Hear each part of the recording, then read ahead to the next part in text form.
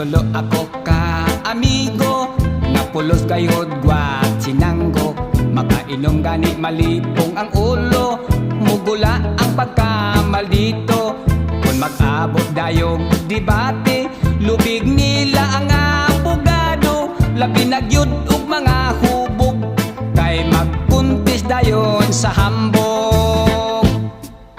Sa kinambog kay magdaog ta, ako waray hilonggo ka, ug Cebuano sabsiya.